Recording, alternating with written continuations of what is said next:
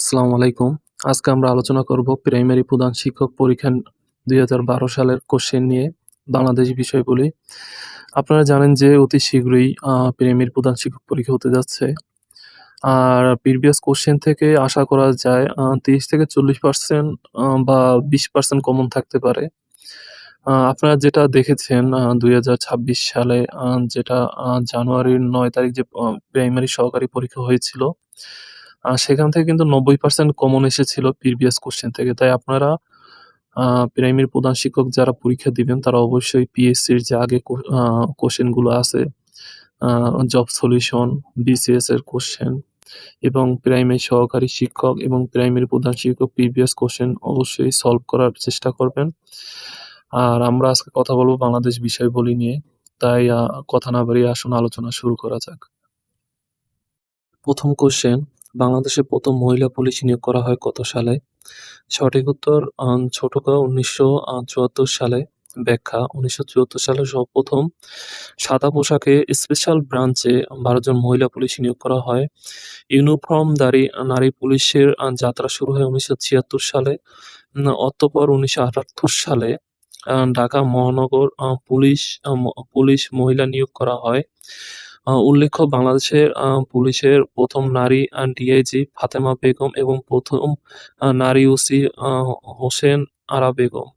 ২য় কোশ্চেন, বাংলাদেশের বৃহত্তম স্থলবন্দর কোনটি? সঠিক উত্তর হচ্ছে বেনাপোল। ব্যাখ্যা, বাংলাদেশের ১ম ও বৃহত্তম স্থলবন্দর বেনাপোলে যশোর জেলায় অবস্থিত। দেশের ২য় বৃহত্তম স্থলবন্দর হলো দিনাজপুরে অবস্থিত হিলি স্থলবন্দর।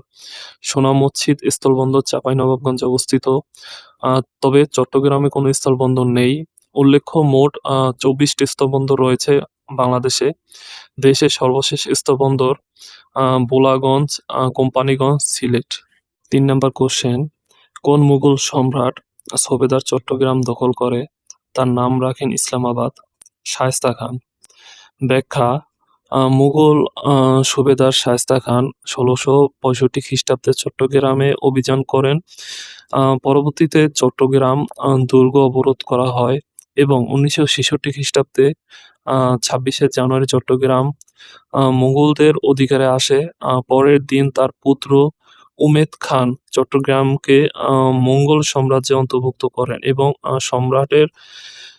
সম্রাটের অনুমতি সাপেক্ষে এর নাম পরিবর্তন করে ইসলামাবাদ রাখা হয়। উল্লেখ্য শায়েস্তা খানের আমলে আ টাকায় ৳১ ১ মণ চাল পাওয়া যেত। ৪ নম্বর কোশ্চেন, পাহাড়পুরের বৌদ্ধবিহার নির্মাতা কে? সঠিক উত্তর হচ্ছে ধর্মপাল। ব্যাখ্যা, নওগাঁ জেলায় অবস্থিত পাহাড়পুরের বৌদ্ধবিহারের নাম সোমপুর বিহার। এর নির্মাতা ধর্মপাল ছিলেন পাল বংশের শ্রেষ্ঠ সম্রাট। ৫ নম্বর কোশ্চেন, বাংলাদেশের সবচেয়ে পুরান ঐতিহাসিক স্থান কোনটি? সঠিক উত্তর হচ্ছে মহাস্থানগড়। ব্যাখ্যা, বাংলাদেশের সবচেয়ে পুরাতন ঐতিহাসিক স্থান হচ্ছে মহাস্থানগড়। আজ থেকে প্রায় ২৫০০ বছর পূর্বে এটি ছিল অত্র অঞ্চলের বিখ্যাত শহর ও বাণিজ্যিক কেন্দ্র। বর্তমানে করতোয়া নদীর পশ্চিম তীরে এটি অবস্থিত। মহাস্থানগড়ের পূর্ব নাম পুন্ড্রবর্ধন।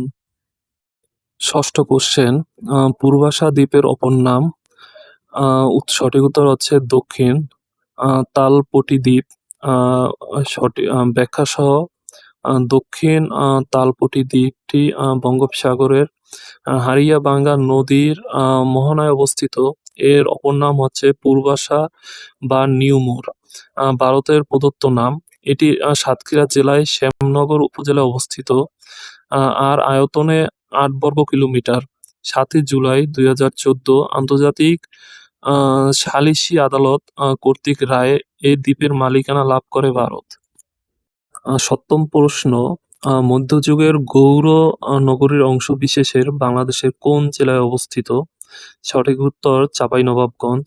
ব্যাখ্যা, উত্তরবঙ্গের চাঁপাইনবাবগঞ্জ ও পশ্চিমের মালদহ জেলা, মুর্শিদাবাদ জেলা ও নদিয়া নিয়ে গৌড় নগরীর অংশবিশেষ গড়ে উঠেছিল। পরবর্তীতে এই জনপদের সীমানা বিহার ও উড়িষ্যা পর্যন্ত বিস্তৃত হয়েছিল। অষ্টম কোশ্চেন, বাঙ্গালী নামের নদীটি বাংলাদেশের কোন জেলায় অবস্থিত? সঠিক উত্তর হচ্ছে বগুড়া। ব্যাখ্যা: বাঙ্গালী নদী বাংলাদেশের উত্তর পশ্চিমাঞ্চলে গাইবান্ধা, বগুড়া এবং সিরাজগঞ্জ জেলায় একটি নদী। নদীটির দৈর্ঘ্য ১৮৩ কিলোমিটার, গড় প্রস্থ ১৪৩ মিটার। ৯ নম্বর কোশ্চেন, মহাস্থানগড় কোন নদীর তীরে অবস্থিত? সঠিক উত্তর হচ্ছে করতোয়া। ব্যাখ্যা: ঐতিহাসিক স্থান মহাস্থানগড় করতোয়া নদীর তীরে অবস্থিত। মহাস্থানগড়ে একসময় বাংলার রাজধানী ছিল এবং তখন নাম ছিল পুণ্ডনগর বা পুণ্ড্রবর্ধন। ১০ নম্বর কোশ্চেন, বাংলাদেশের রাজধানী হিসেবে সোনারগাঁও এর পতন করেন? সঠিক উত্তর হচ্ছে ঈসা খান। ব্যাখ্যা: সোনারগাঁও নারায়ণগঞ্জ জেলার অন্তর্গত। এর পূর্ব নাম সুবর্ণগ্রাম। বাংলাদেশের রাজধানী হিসাবে সোনারগাঁও এর পতন করেন ঈসা খাঁ। ঈসা খাঁ তার স্ত্রী সোনা বিবি নামে সোনারগাঁও নামকরণ করা হয়। ১১ নম্বর কোশ্চেন, মিয়ানমার বাংলাদেশের কোন দিকে অবস্থিত? সঠিক উত্তর হচ্ছে দক্ষিণ-পূর্ব। ব্যাখ্যা: মিয়ানমার বাংলাদেশের দক্ষিণ-পূর্ব দিকে অবস্থিত। দেশটির রাষ্ট্রীয় নাম the Republic of the union of Myanmar. রাজধানী নাইপিদো এবং মুদ্রা কিয়াটো। ১২ নম্বর কোশ্চেন, পদ্মা নদী যমুনার সাথে মিলিত হয়েছে? সঠিক উত্তর হচ্ছে গোয়ালন্দের নিকট। ব্যাখ্যা: পদ্মা নদী যমুনার সাথে মিলিত হয়েছে গোয়ালন্দ, রাজবাড়ী ও শিবালয়ে মানিকগঞ্জে। পদ্মা নদীর উৎস মুখ গঙ্গা নদী, শিবালয়, মানিকগঞ্জ এবং পতিত মুখ মেঘনা নদী, টঙ্গিবাড়ি, মুন্সিগঞ্জ, চাঁদপুর। ১৩ নম্বর কোশ্চেন, ১৯২৬ খ্রিস্টাব্দে পানিপথে প্রথম যুদ্ধে বাবর কাকে পরাজিত করেছিলেন? সঠিক উত্তর হবে ইব্রাহিম লোদি। ব্যাখ্যা: ১৫২৬ খ্রিস্টাব্দে মুঘল সম্রাট বাবর ও ইব্রাহিম লোদির মধ্যে পানিপথে প্রথম যুদ্ধ সংঘটিত হয়। এ যুদ্ধে ইব্রাহিম লোদি পরাজিত হন। ১৪ নং কোশ্চেন, লালবাগ কেল্লার আদি নাম কি? লালবাগ কেল্লার আদি নাম হচ্ছে আওরঙ্গাবাদ দুর্গ। ব্যাখ্যা: সম্রাট আওরঙ্গজেবের পুত্র শাহজাদা মুহাম্মদ আজম শাহ ১৬৭৮ খ্রিস্টাব্দে লালবাগ কেল্লার নির্মাণ কাজ শুরু করেন। পরবর্তীতে শায়েস্তা খান পুনর্নির্মাণ শুরু করলেও তার কন্যা পরী বিবি মৃত্যুর কারণে তা সমাপ্ত করেননি। উল্লেখ্য, লালবাগ কেল্লার আদি নাম হচ্ছে আওরঙ্গাবাদ দুর্গ।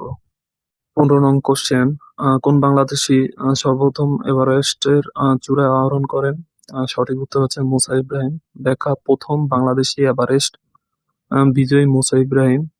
লালমনিরহাট ২৩ মে ২০১০। এভারেস্ট বিজয়ী প্রথম বাংলাদেশী নারী নিশাত মজুমদার বাংলাদেশের ৭ম ব্যক্তি হিসাবে ১৯ মে ২০২৫ এভারেস্ট জয় করেন ইকরামুল হোসেন শাকিল। কোশ্চেন, নিশাত মজুমদার কত তারিখে এভারেস্ট চূড়ায় আরোহণ করেন? সঠিক উত্তর হচ্ছে ১৯ মে ২০১২। নিশাত মজুমদার এভারেস্টের চূড়ায় আরোহণ করেন ১৯ মে ২০১২।